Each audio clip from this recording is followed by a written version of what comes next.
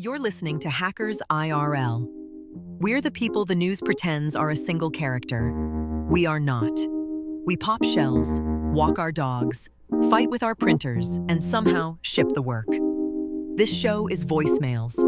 Brain dumps from our side of the wire about whatever's on our minds. The line stays open. Up next, Panda from Ashura, the superheroes of cybersecurity. Here's their story.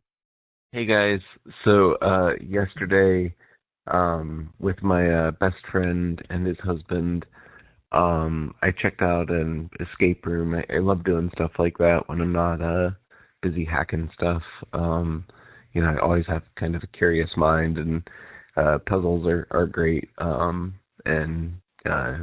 We originally wanted to go biking. I got the bikes ready, and then it just started pouring rain, and it was kind of unavoidable. Sometimes I'll drive to get out of the rain, but rainy day activities, escape room is a great thing. I definitely recommend them to clear your head, and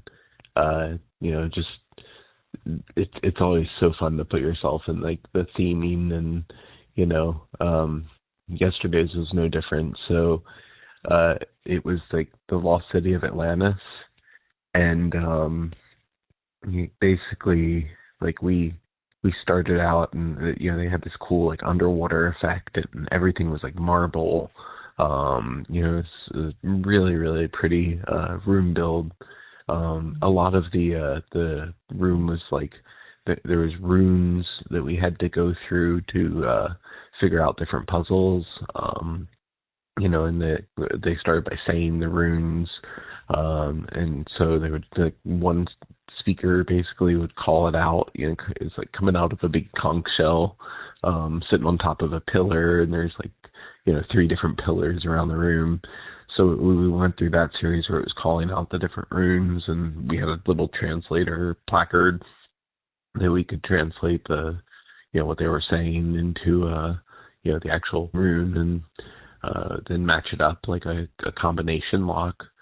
So once we got through those, it opened up a section with a waterfall that was actually they made it so it was a wall, so you're not supposed to go through it. It's an access thing. But anyway, they had this door, and it was just falling water over the door. It was really cool. It was kind of nice too to have the smell of water around you, in a room like that. I don't know, definitely added something to it. But yeah, going through that, so there was a laser, and we had to use mirrors to point the laser to a certain spot after we were able to power the laser on, and then we can go through into the second room and start to figure out what to do there. And that's where my curious mind put me in a weird situation that I haven't ever been in any escape room, and I've done a lot of them now. So they had a setup where you're supposed to get separated, and you're running back and forth between the rooms. To unlock the next piece, you basically need to get a spinner, and it was supposed to be 2 people on either side of the wall, and you would run back and forth to see or have someone over there. You're supposed to call out these runes and try to, I guess, explain them to each other without being able to see it between the 2 sides. So we did that for one of them, and I just thought it was way too slow. So thinking through it, I looked at the spinners and I counted them out, and saw that they were equal spacing, so you could predict what room was going to be on the other side. You took whatever it was plus 4, then because it was 8 around, then you didn't need to run back and forth. So we were able to run through that and basically, real quick, and get everything set up. And then because I would just count out, for each of this like combination lock type, spinner. It's we had these tiles that we had to match up, and it's just 1, 2, 3, 4, 1, 2, 3, 4. But once we got those put in place, the waterfall was still the waterfall started pouring again, and it was blocking the path back to the other room.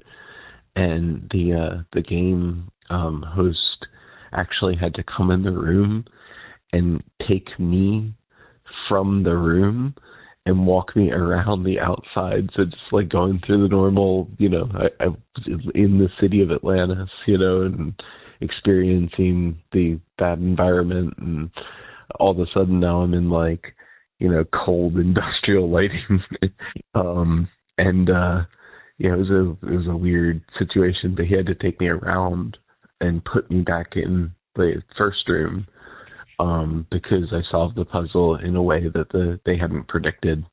And I asked him afterwards, I was like, is it often that, someone breaks the matrix in that room, and he said it never happened before. So, not that it's anything advanced, but, sometimes there's ways to think differently about a puzzle and not take the intended way. And I think that's part of the fun and, why we do what we do. So, anyway, I'm going to go try to do that bike ride that I didn't get done yesterday, and, probably hack some stuff later.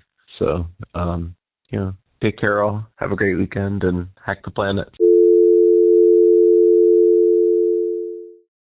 Thanks for listening to Hackers IRL. Background music is Simplicity by Macroform. If you've got a story of your own, a breach, a leak, a close call, or just something on your mind, join us. Call 904-915-HACK. That's 904-915-4225. Up to 10 minutes. Choose to preserve your OPSEC, and we distort your voice before anyone hears it. End of transmission.